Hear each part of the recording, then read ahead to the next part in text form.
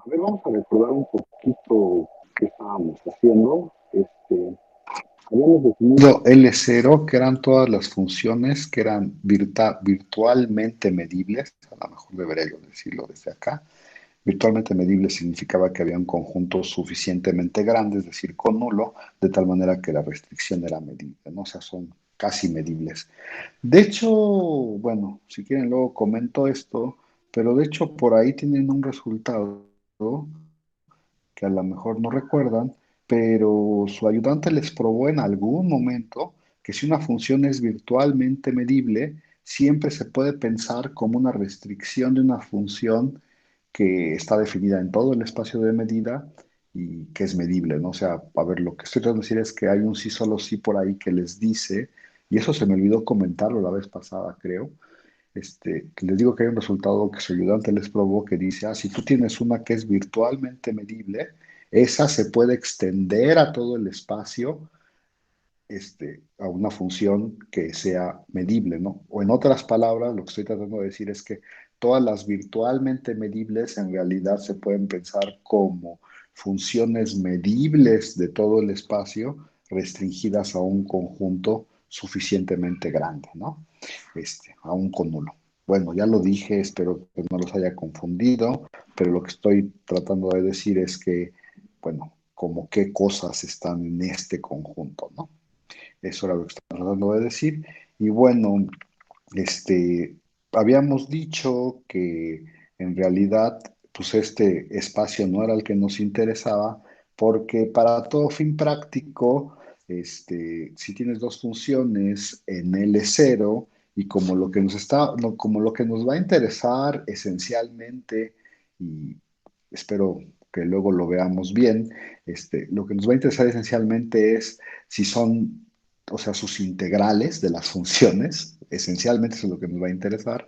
Entonces, pues en L0 hay un montón de cosas que no son iguales, sin embargo tienen integrales iguales, y ya habíamos discutido todo esto, y entonces desde nuestro punto de vista, dos funciones que son iguales casi en todas partes, con respecto a la mu, por supuesto, pues esencialmente son iguales para nosotros. Y entonces, como no queremos tratarlas distinto en este momento, en algunos otros momentos sí las quisiéramos tratar distinto, pero en este momento no queremos, entonces, pues definimos esta relación de equivalencia,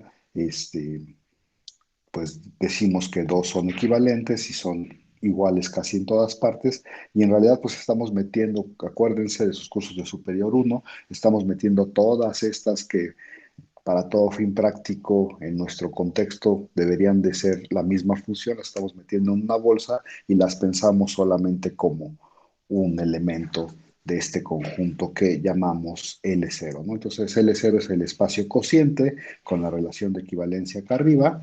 Y bueno, por las cosas que habíamos observado la vez pasada, habíamos dicho que pues parece, bueno, como tenemos definida una suma y y una multiplicación por escalar más o menos natural, pues se puede definir una suma y una multiplicación por escalar en el espacio L0, y la cosa era que pues sonaba natural o plausible que este espacio con esa suma y con ese producto escalar es un espacio vectorial sobre los números reales, ¿no? Y ayer comentamos que la función constante cero debería, bueno, o la clase de la función constante cero debería de funcionar como el neutro, y los inversos, pues deberías de tomar menos f y su clase de equivalencia, y ese te debería de funcionar como un inverso, ¿no?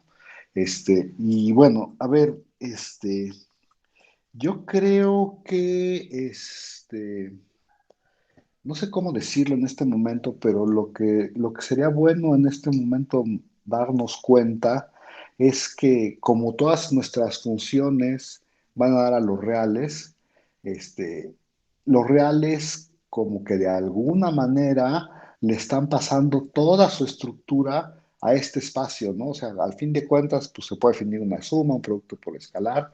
De hecho, un producto también se puede definir. Se pueden definir un montón de cosas, y como, bueno, como va a sacar en los reales le están pasando como toda su estructura a este espacio de funciones.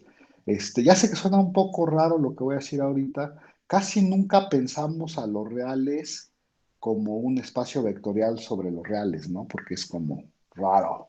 Este, pero en realidad cuando uno llega a cálculo uno, no sé si se acuerdan, pero cuando uno llega a cálculo uno dicen, ay, bueno, pues ahí te van todas estas cosas que dicen que los reales son un campo, etcétera, te definen la suma, el producto, y te dicen, bueno, te definen la suma, el producto, el orden, y te dicen un montón de propiedades acerca de esas cosas, y bueno, y eso en realidad lo que te están diciendo, para los que ya han llevado cursos más avanzados, dicen, ah, pues es un campo y están diciéndote que es un campo y acuérdense que los campos pues son como, ay, ¿cómo se dice? Como los anillos más bonitos y entonces los reales tienen esta estructura bonita o sea, de álgebra bonita y eso es lo que más o menos se usa en cálculo en algunas cosas y lo que te tienes que dar cuenta en este momento es que esta estructura tan bonita de los reales se les puede pasar de alguna manera a este espacio, bueno, se la está pasando de alguna manera a este espacio L0, ¿no? Bueno, a ver, aquí, como les dejé de tarea que checaran que deber hacer algún espacio vectorial sobre los reales, pues tenían que checar varias propiedades, pero yo hice una lista nada más para que quedara así pues para que quedara constancia escrita de cosas que deberíamos de saber, que nos dice la prueba de este teorema, que por supuesto no hicimos, que se los dejamos de tarea, pero pues voy a decirlas rápidamente. Fíjense que o sea, lo que uno quiere observar cuando prueba que es un espacio vectorial es que la suma es, ay, ¿cómo se dice eso? Ya no me acuerdo, es Asociativa, ¿no? no, no es, si es asociativa esto. Sí, ¿verdad? Esto es asociativo, gracias, sí.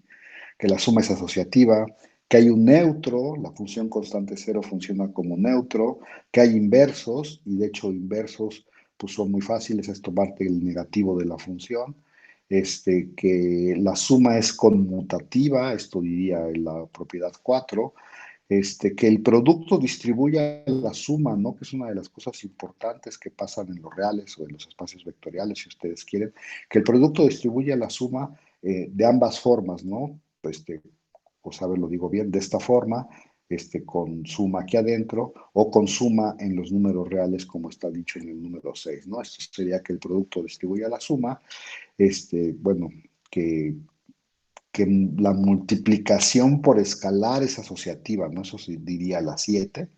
Este, y la 8 es que el uno de los reales es un neutro de esta multiplicación por escalar, ¿no? O sea que no le hace nada a las cosas, ¿no?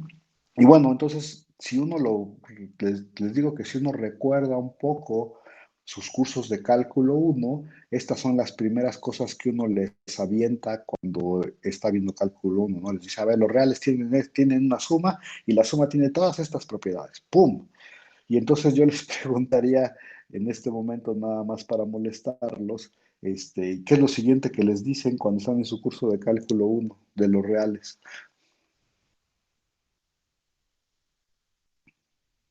Lo de la cosa del Supremo. Bueno, sí, pero no, antes de hablar de supremos, tiene uno que hablar de orden, ¿no? O Ah, sea, sí, es cierto. porque el supremo, acuérdate que es ¿qué? El supremo es la mínima cota superior, ¿no? Y entonces, pues para hablar de cotas o de la mínima cota superior, pues hay que hablar de un orden, ¿no? Y entonces aquí ya escribí, cuando estábamos esperando a Angélica, aproveché para escribir, puse esta observación que a mí me parece muy fácil, pero ustedes me dicen si necesitamos decir algo más. Ya les dije como la filosofía que voy a tomar es como de decir, bueno, pues las cosas muy fáciles no las voy a probar, ¿no? Y entonces dices, pues tengo funciones F1, G1, F2, G2 en L0, ¿no? Acuérdense que L0 es antes de tomar la relación de equivalencia, ¿no? El garigoleado.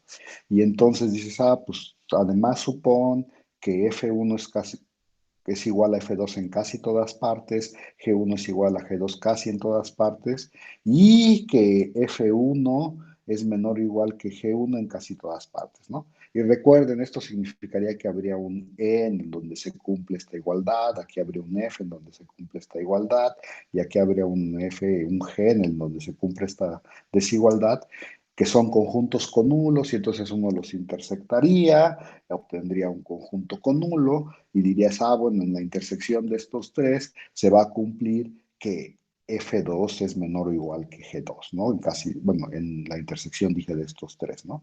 Y como la intersección es un conjunto con nulo, pues entonces esta desigualdad, la última, se cumple casi en todas partes, ¿no? Sí, más o menos así iría la demostración de esta observación, pero lo que estamos diciendo en realidad en esta observación es que o sea, ser menor o igual, pues no depende del representante que te tomes en la clase de equivalencia de cada una de estas funciones. Y entonces, lo que la observación nos dice inmediatamente que podemos definir una relación de orden en L0, ¿no? A ver, lo voy a decir aquí abajo. En L0 podemos definir esta relación. ¿Y cómo se define? Pues se define la clase de equivalencia de F es menor o igual que la clase de equivalencia de G, si solo si, bueno, tú tomas un representante de cada una de las clases y checas que el representante de la primera clase es menor o igual casi en todas partes que el representante de la segunda clase, ¿no?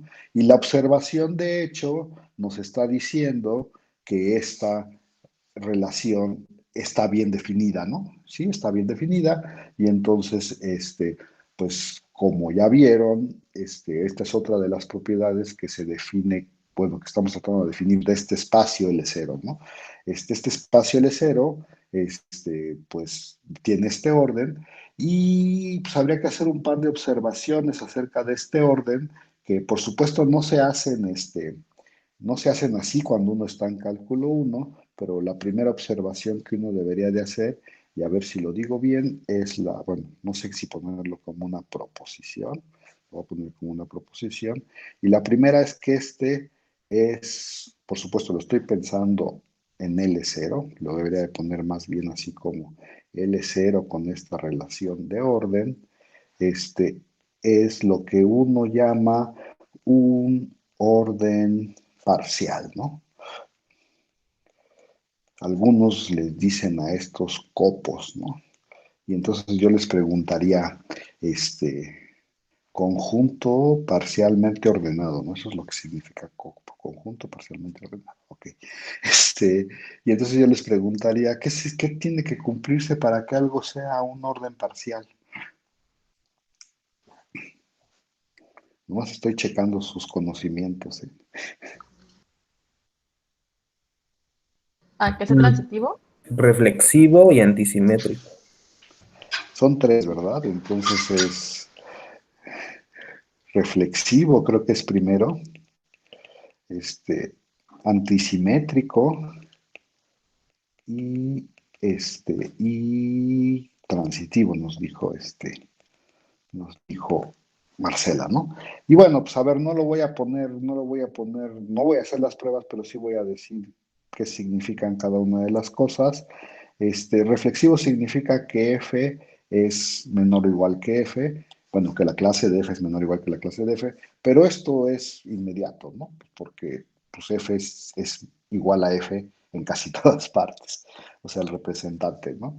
Antisimétrico creo que dice que si F es menor o igual que G y G es menor o igual que F, entonces eso implica que G, bueno, que son iguales, ¿no? Que F es igual a G. Así me gusta más.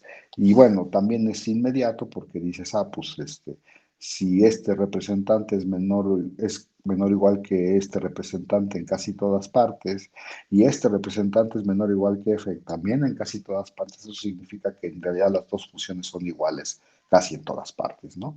Y bueno, y la última, que es la transitividad, diría que si F es menor o igual que G y G es menor o igual que H, eso implica que F es menor o igual que H, pero pues bueno, tampoco lo voy a probar, pero voy a decir lo siguiente: si esto pasa, pues entonces significa que los representantes son menores o iguales casi en todas partes, y si esto pasa, significa que los representantes son menores o iguales casi en todas partes, y como estamos en funciones que van a caer a los reales, pues entonces en la intersección de un E y un F que existiría por lo que acabo de decir, se daría que F es menor o igual casi en todas partes que H, y espero que no los confundan mucho, pero son, yo diría, triviales, ¿no? Es un copo, bueno, no sé si así se los introducen en cálculo, pero la segunda observación que sí como que nos recuerda un poco a cálculo uno, o la segunda parte de esta proposición, es que, ay, ¿cómo se dice eso? Creo que así se dice, ¿eh? A ver, que L0 con este orden es un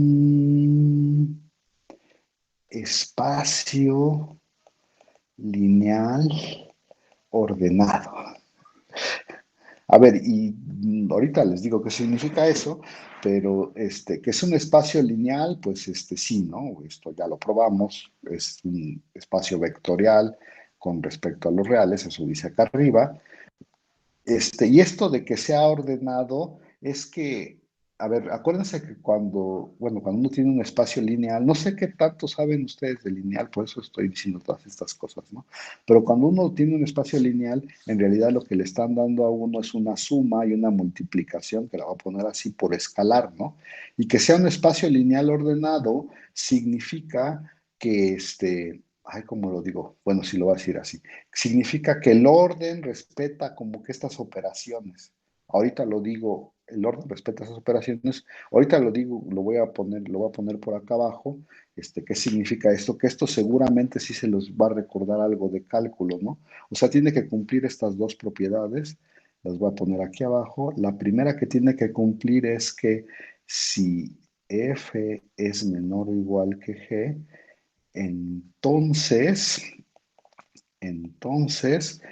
ay, chin, si para toda H le voy a poner en L0, entonces para toda H en L0 se cumple que F más H es menor o igual que G más H, ¿no? O sea que sumar la cosa del mismo lado no altera la desigualdad, ¿no? Es una cosa o sea, que el orden respeta la suma, en cierta manera, y que la segunda es que, ay, ¿cuál es la segunda? Que respeta la multiplicación por escalares, y eso es que para toda C número real mayor que cero, espero que se ponga mayor o igual que cero, se tiene que, si F es más chiquito, no, ¿cómo es?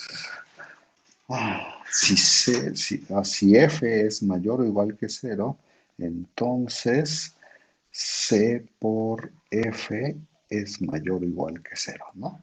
Y estas son las dos cosas que se supone que, o sea, que se cumplen en un espacio lineal ordenado. Bueno, y a ver, si no sabes mucho de esto bueno, si nunca te han hablado de espacios lineales ordenados, tú deberías de pensar, bueno, ¿y cuál es un ejemplo de un espacio lineal ordenado? Pues el ejemplo o nuestro modelo a seguir son los números reales, ¿no? Ese es como nuestro modelo a seguir. Y entonces, pues, de hecho, esto es lo que uno prueba casi luego en cálculo uno, que el orden respeta la suma y la multiplicación, ¿no? En cierto sentido, en este sentido del que estoy hablando aquí abajo, que respeta la multiplicación, y y bueno, pues esto también es muy fácil, o sea, tampoco lo vamos a probar, nada más lo queremos como notar, Pues sí es cierto, ¿no? O sea, a ver, otra vez uno diría, bueno, ¿cómo se probaría el uno? Pues que esto se cumpla significa que casi en todas partes los representantes son menores o iguales que G, y bueno, y entonces si te tomas un H, pues cuando la sumas, pues esto sí se cumple, porque de hecho, pues en los reales nos dan esta propiedad, ¿no? Otra vez, y no hay nada mucho que hacer. Y también esta propiedad, pues también es una cosa que se hereda de los reales, pues porque cuando tienes una función que es mayor o igual que cero, pues si la multiplicas por una constante, que es por un número real que es mayor o igual que cero, pues este te queda mayor o igual que cero, ¿no? Bueno, o su representante, no sé cómo decirlo, pero bueno, espero que todo el mundo diga, ah, sí, claro, no, no hay nada que decir. Y eso acabaría como con la parte que tiene que ver con la suma, ¿no? O sea, este espacio que estamos definiendo, pues tiene una estructura. A ver, este, es como la suma y multiplicaciones por escalares, ¿no? O sea, estamos hablando de estas dos operaciones y entonces dices, ah, pues ya acabé con lo de la suma, ¿no? Y entonces también, bueno, entonces, a ver, vamos a tratar de hacer como un resumen hacia dónde vamos. Lo que queremos ver es cuáles son las propiedades de este L0 y recuerden que nuestro modelo son los reales. O a lo mejor debería decir que nuestro modelo es Rn, ¿no? Porque a lo mejor con Rn sí se tiene bueno, no sé si nuestro modelo sea RN, ahora que lo pienso. Bueno, no, mi modelo son siempre, a mío siempre son los reales, ¿no? Déjenme pensar si es un mejor modelo RN. Mm, Pues sí tenemos suma, sí tenemos multiplicación por escalares, pero en RN no tenemos orden, ¿no? Y eso de hecho es una bronca grande.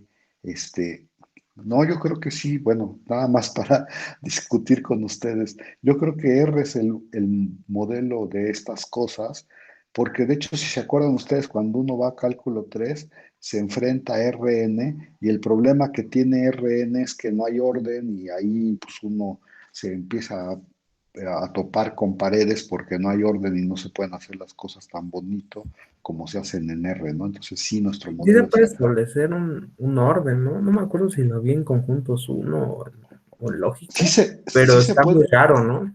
no, sí se puede establecer un orden, pero no uno que sea compatible con la estructura de espacio vectorial. Este, a ver, lo voy a decir rápido. De hecho, cualquier conjunto se puede ordenar más o menos. O sea, bueno, cualquier conjunto hasta se puede bien ordenar, ¿no? Y de hecho, pues bueno, se puede bien ordenar, pero ese orden como que no tiene nada que ver con la estructura del espacio, ¿no? Y tú dices, ah, bueno, yo vi en conjuntos o no sé dónde que R2, voy a ponerlo como ejemplo, se puede bien ordenar, ¿no? De hecho, R2 ni siquiera se puede bien ordenar, se ve en conjuntos. Se puede poner, de hecho, un orden que sea un orden parcial, ni siquiera un orden tan gran, tan bonito como bien ordenarlo, ¿no? El lexicográfico, por ejemplo, es un orden para R2, ¿no? No sé de cuál me estás hablando, Emiliano, que vieron en conjunto, si bien ordenarlo o ordenarlo nada más parcialmente como el lexicográfico, pero el problema que se enfrenta uno con esos órdenes es que no son compatibles con la estructura de espacio vectorial. No sé si me explico. O sea, no puedes tener estas dos propiedades o no se pueden obtener estas dos propiedades ay, chinga, ya no sé dónde las dejé, aquí, que es un espacio lineal ordenado. De hecho, luego hablamos de eso, porque sí va a salir ¿cómo se llama?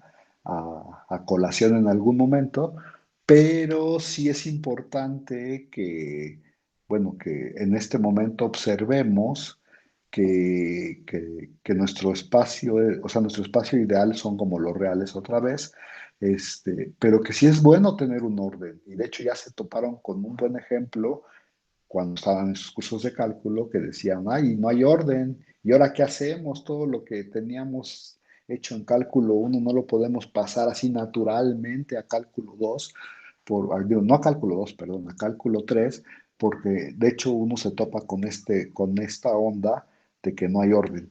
Y estoy tratando de enfatizar bueno, que no hay orden compatible, y estoy tratando de enfatizar todo esto porque los quiero tratar de convencer de que el L0 va a ser un espacio, de hecho, muy bonito, de hecho, más bonito que los RNs, y luego pues, regresamos a esta cosa, ¿no? De hecho, va a ser casi tan bonito como los números reales, pero luego regresamos a esta cosa. Nos falta todavía un buen trecho porque pues todavía no, o sea, todavía le tenemos que poner más cosas a este L0, ¿no? Estamos tratando de observar las cosas y bueno, y entonces el siguiente, perdón, Emiliano, ¿contesté tu pregunta o había alguna pregunta? Sí, sí, sí. Sí la contesté. Sí. Ese tipo de orden como el lexicográfico no es entonces compatible con Yo no sé qué regla de espacio tanto vectorial, ¿no? tu maestro o maestra de cálculo 2 te habló de eso, pero no, no es compatible. Y de hecho, estoy casi seguro, pero no quiero asegurarlo. Yo creo que no hay un orden en Rn que sea compatible con la estructura de espacio vectorial, pero, pero ya estoy haciendo una afirmación muy fuerte de la cual no estoy seguro. Este, o sea, no existe un orden en Rn, según yo, que sea compatible con su estructura de espacio vectorial. Y eso es un gran problema para cuando estás hablando o sea, si tú quisieras, cuando haces, no, bueno, no sé si te acuerdas, pero cuando haces cálculo en R2 o en R3, casi siempre te bajas a los reales para que ahí sí puedas obtener la estructura que quieres. Y ya no sé si dije algo raro y si no lo dije bien, pues tampoco te preocupes mucho. Pero bueno, ya le voy a seguir, ¿va?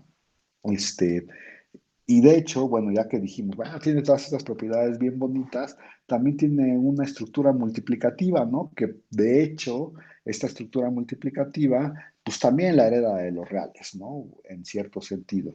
Y entonces otra vez voy a empezar diciendo, pues hay que hacer una observación más o menos trivial que diría que si F1, F2, ay, ¿cuántas necesito? G1, G2 son cosas en L0, garigoleada otra vez, y otra vez, ajá, a ver, F1 que sea igual casi en todas partes a F2, que G1 sea igual casi en todas partes a G2, y además ya con eso tengo, creo. Entonces, pues aquí lo voy a poner abajo como la parte importante. Entonces, cuando yo multiplico F1 por G1, que ya saben de qué multiplicación estoy hablando, de la de funciones, entonces esto es igual casi en todas partes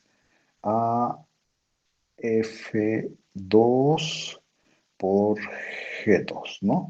Y entonces, pues otra vez uno diría, a ver, vamos a checar si de veras esto es cierto, y dirías, pues sí, estas son iguales casi en todas partes, habría un E en donde se cumple la igualdad, y para esto habría un F donde se cumple la igualdad, y entonces si me tomo la intersección de estos dos, obtendría otra vez un conjunto con nulo, y en la intersección, pues este es igual a y este es igual a y entonces pues la multiplicación van a ser iguales, y entonces en la intersección pues, se cumpliría esta igualdad, y eso me diría que esto es cierto en casi todas partes, ¿no? Lo cual me permite, como le hemos venido haciendo ya casi, casi siempre, esto me permite definir una multiplicación en L0, ¿no? Entonces, en L0 yo puedo definir una multiplicación en L0. Ay, ¿cómo se define la multiplicación? Pues así, ¿no? En L0 defino la multiplicación F por, por G es igual a la clase. Ay, no quiero ponerle por como así, ¿verdad? Estoy muy mal acostumbrado de la primaria a poner ese símbolo. F por G es igual a la clase de f por f, ¿no? Y lo de arriba nos dice que pues sí está bien definida, ¿no? Que no depende del representante, siempre podemos definir eso. Y entonces, pues quisiera ahora hacer una lista otra vez de las cosas que se cumplen de la multiplicación y entonces, a ver, vamos a ver si podemos hacer una lista, ¿no? A ver, la primera es que es asociativa, ¿no?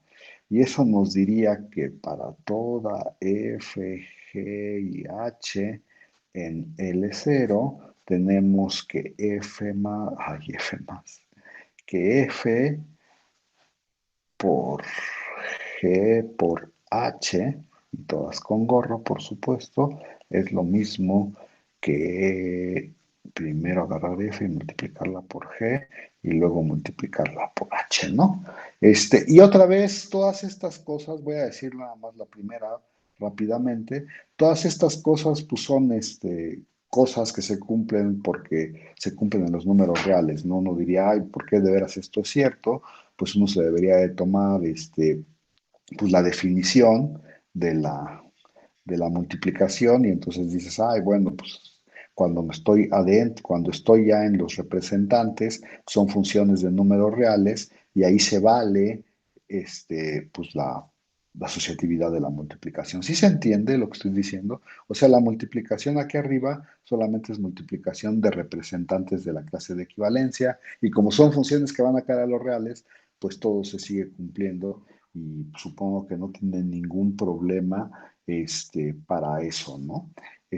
La dos que quiero en este momento resaltar es que para todo f en L0, si yo agarro este f y lo multiplico por la función constante 1, donde 1 es el número real 1, si agarro esta función, y aquí también debería ponerle clase, ¿no? Porque también es una clase, esto es lo mismo que la función constante 1 por f y que eso en realidad solamente es f, ¿no? O sea que el 1 es un neutro para la multiplicación, ¿no?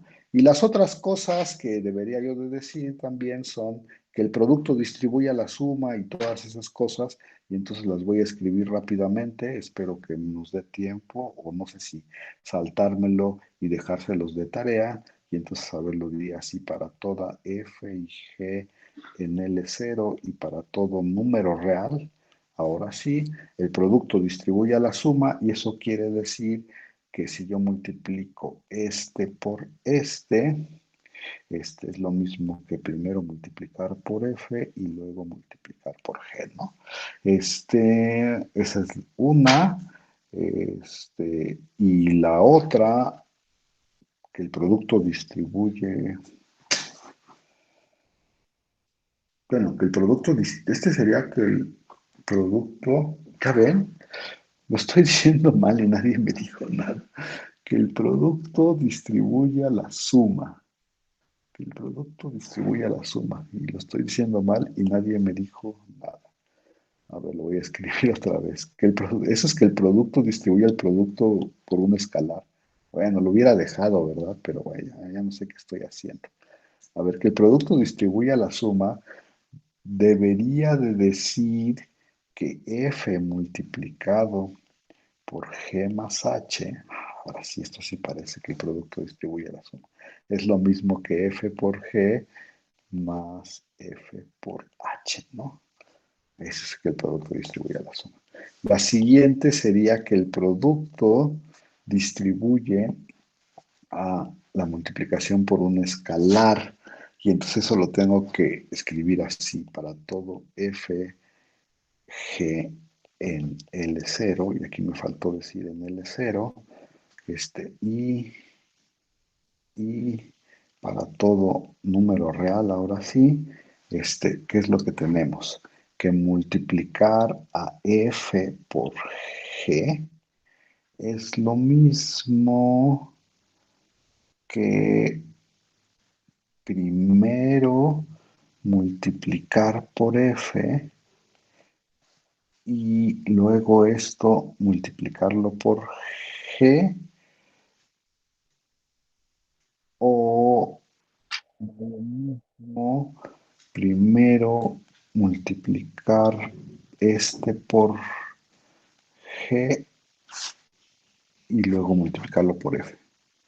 Bueno, así está. Es que esta no sé qué, perdón, esta no sé si tenga nombre. Eso no sé si se llame que el producto por escalar distribuye al producto, pero no sé si tenga nombre. Este, bueno, luego vemos por qué esto es importante, ¿no? Este, híjole, ¿qué hora es? Ah, todavía tengo tiempo. Entonces voy en la 4. ¿Qué me falta? ¿Qué me falta? Ah, bueno, que el producto distribuye la suma, pero de los reales, y eso quería decir que si te tomas A y B números reales y F una función en L0, entonces A más B por F, A más B, no, ya no sé si estoy poniendo algo que no tiene sentido. Ya ven, ya me confundí. Ah,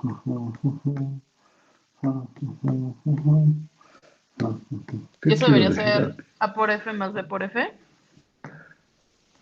pero eso no tiene que ver con lo que Eso no estamos tiene diciendo que ver ahorita, con ¿no? el producto, ¿no? Eso no tiene que ver con el producto. Eso Eso más bien tiene tendría que ver con ser espacio con... vectorial, creo.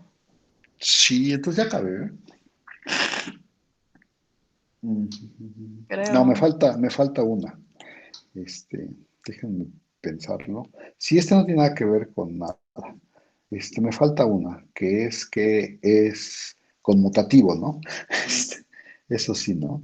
Para todo F y G en L0, que creo que no lo he puesto, es que F por G es lo mismo que G por F, ¿no? Eso sí que es conmutativo. Y creo que ya con eso es suficiente, ¿no? Este, ok. Ajá, ajá. Ajá, listo. Pues sí, esas serían las propiedades multiplicativas de esta cosa. Y bueno, Marcela nos hablaba este, del Supremo, ¿verdad? Nos hablabas del Supremo. Pero yo creo que deberíamos ¿cómo se llama? De definir otra cosa que es importante, ¿no? Este, A ver, lo voy a decir, no sé cómo decirlo, porque no sé cómo me gusta más decirlo, pero creo que lo voy a decir así porque me gusta más. De hecho, el valor absoluto se podría definir de otra manera, ¿eh? Si quieren, luego les digo otra manera de definirlo. Bueno, a ver, el valor absoluto, recuerden ustedes que es bien importante, ¿no? De hecho, es el que define esta noción de distancia para los reales, y esta noción de distancia, pues a los reales ¿cómo se llama? Le da una estructura de espacio métrico, ¿no? Por decir alguna utilidad del valor absoluto. Pero entonces el valor absoluto es como una cosa bien importante en nuestro contexto de los números reales, y entonces quisiéramos definirlo de alguna manera, ¿no? Para estas. Y, y bueno, hay una forma de hacerlo fácil, pero me gustaría hablar de estas cosas, ¿no? A ver si alguien me dice algo. Este, ay, lo voy a poner así. La acción, la acción de las funciones por él. Y entonces, para estas cosas, les voy a preguntar, ay, ching, creo que sí nos queda suficiente tiempo. Este, ¿Alguien sabe qué es una acción? Este, y aquí lo puse con muchísimas Cs, creo que me sobraron varias. ¿Han oído hablar de acciones? Y si no lo Pues, recuerdan, pues es como de álgebra también esta cosa. Creo que ujú. en Moderna uno se ve algo de, por ejemplo, de un conjunto que actúa sobre un grupo o algo por el estilo. Es como Más una función bien, de un conjunto cruz un grupo al grupo. sí, no es a ver, o sea, les estoy tratando de decir que Este concepto sí lo han de haber escuchado antes. Y creo que el concepto que se ve en Moderna es que un grupo actúa sobre un conjunto, ¿no? Creo que esa es la definición. Y como nos dijo Marcela, pues es una función que va del producto cartesiano a no sé dónde y que se define una especie de multiplicación, ¿no? Y entonces yo les preguntaría cuál es su, o sea, ¿qué saben de acciones? ¿O saben algo?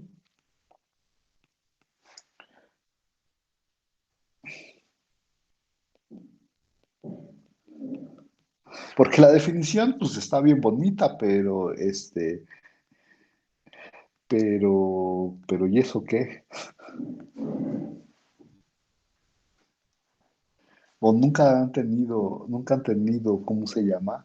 Interacción con acciones, o nunca han hablado de acciones. Pues, no sé, como que te define transformaciones en tu grupo, ¿no? O en tu Sí, conjunto. sí, ¿no? O sea, Ajá. las acciones como que lo que hacen es a este elemento del grupo, por decirlo de alguna manera, cuando lo multiplicas por el elemento del conjunto, le hace algo, ¿no? Pero cada uno actúa de manera diferente y eso hace que si tu conjunto tiene cierto tipo de estructura, como que pues juega con la estructura de ese conjunto y lo hace, pues le hace algo, ¿no? Por eso se llama acción, ¿no?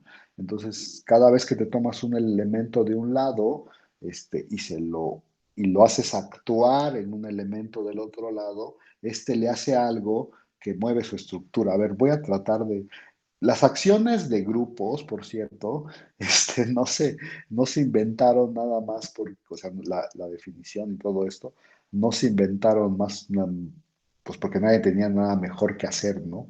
Son cosas que la gente usaba de casos bien particulares y uno de estos es de la que quiero hablar yo en este momento. Lo que Está voy a definir, la perdón. órbita, ¿no? Algo así, la órbita de un grupo, me acuerdo.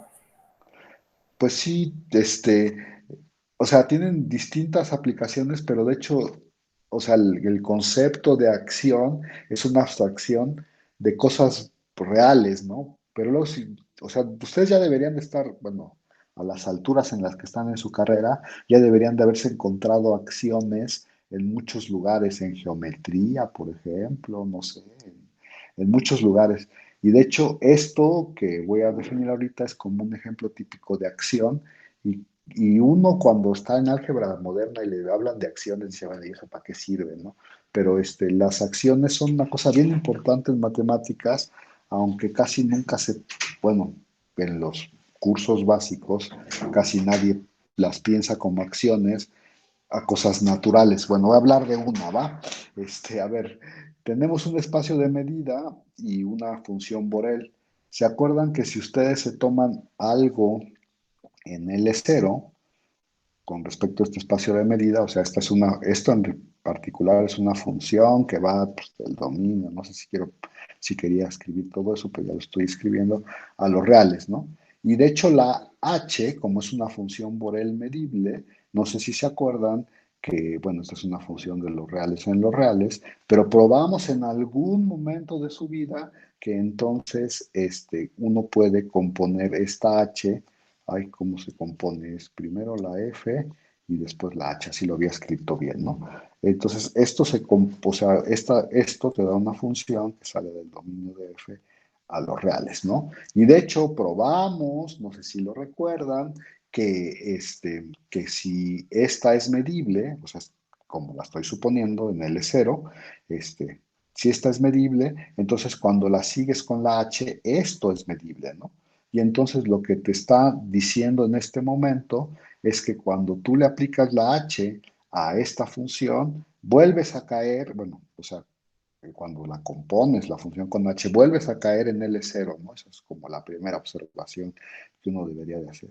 Vuelve uno a caer en L0 otra vez, carigoleado, por supuesto. Y ahorita no quiero hablar de eso, ahorita lo digo bien, pero o sea, la cosa que yo quisiera decir es que, bueno, si tienes dos que son iguales casi en todas partes y las sigues de H, pues entonces vas a tener dos que son iguales. Es la composición O sea, si f y g son iguales casi en todas partes, y te fijas en f seguida de h y g seguida de h, tú vas a obtener dos funciones que son casi en todas partes.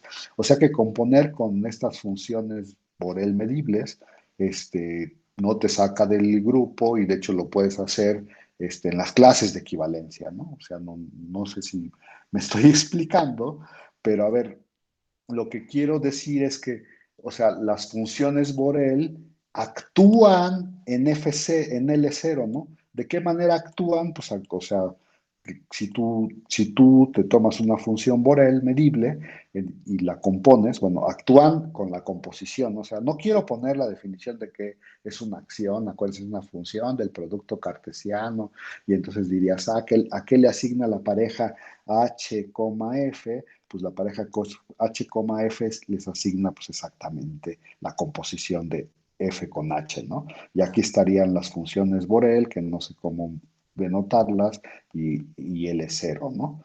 Garigoleado o sin garigolear, de hecho creo que no importa mucho en este momento, y entonces esta sería la definición de la acción, y si recuerdan, las funciones con la composición son un grupo, ¿no?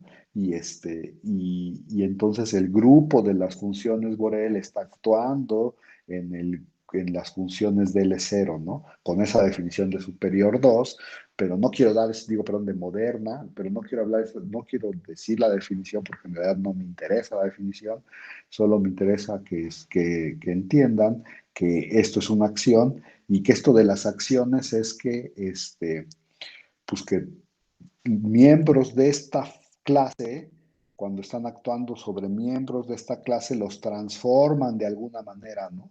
Sí está bien, los transforman de alguna manera. Y entonces, cuando uno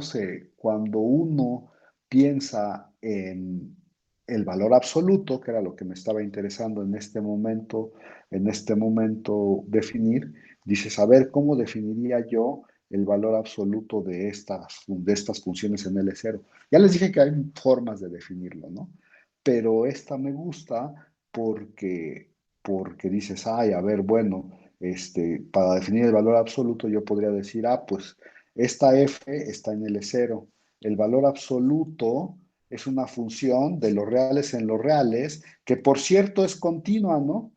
Y acuérdense que las funciones continuas en particular son Borel medibles, ¿no? Y entonces, ¿cómo puedes definir el valor absoluto? Pues dices, pues tómate una f, tómate h como el valor absoluto, y entonces esta composición, f seguida con h, pues va a ser exactamente el valor absoluto de la función original. ¿Se entiende lo que estoy diciendo? O sea, esto me da una... Pero no solo puedes definir el valor absoluto, ¿no? De hecho, haciendo esta trampa, ¿qué podría definir? Casi lo que yo quiera, ¿no? Que, que, nada más que podría yo decir en este momento, por ejemplo, a ver, voy a poner otro ejemplo. O sea, unos dicen, o sea, lo que estoy tratando de decir en este momento, y ya me voy a ir porque ya se acabó la clase, es todas las funciones Borel medibles transforman estas funciones y eso me sirve porque puedo definir cosas de este estilo, ¿no? Y entonces luego me pregunto, bueno, pues me sirvió ahorita para definir el valor absoluto. ¿Para qué más me podrá servir, no? Y dices, pues a ver, ¿cómo qué funciones Borel medibles conoces? Y luego acabamos de decir también que las funciones continuas, todas, las de los reales en los reales, son Borel medibles, ¿no? Y entonces, pues todas las funciones continuas las podría usar para que actúen en este conjunto L0, ¿no? Por ejemplo, si yo les quisiera definir f al cuadrado, pues a lo mejor tendría que decir, se define de esta manera, porque pues además ya tienes producto, ya tienes todo lo que tenías, y entonces, pues sí, lo defines de esa manera, ¿no? De f por f. O sea, ya sé que en este caso no tendría mucho sentido, pero también podrías decir, pues f cuadrada es la composición cuando estoy usando esta h como x cuadrada, ¿no? Y dices, bueno, no necesitabas, qué payaso eres, no necesitabas todo eso para decirme que era la composición, ¿no? Pero ¿qué tal si quisieran definir esto? El logaritmo de f. Este. Entonces, bueno, ya creo que ustedes no usan esa notación, bueno, casi ningún matemático usa esa notación, mejor lo voy a poner así. Esta ya no es tan trivial, ¿no? Se ya saber, ¿y cómo se define el logaritmo? Pues ya definiste exponenciación, pues sí, a lo mejor definí una muy chafa, pero con esta a lo mejor puedo definir todas las exponenciales y a lo mejor ya con eso podría definir todo el logaritmo, pero pues ¿para qué, no? Si ya tienes estas funciones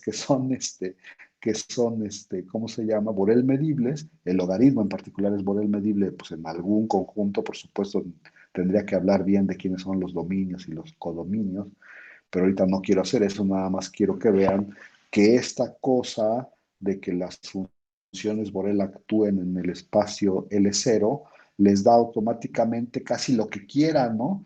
Y es un poco para que también se pongan a pensar en esto de que en realidad, pues este espacio L0 está como heredando un montón de cosas de los reales y de hecho se las puedo heredar, como ya dije, la suma, el producto, multiplicaciones, etcétera, pero también le puedo heredar pues cosas más complicadas con esta acción, ¿no?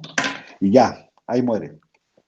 Voy a dejar de grabar y a menos que tengan alguna pregunta, pues creo que podemos terminar la clase.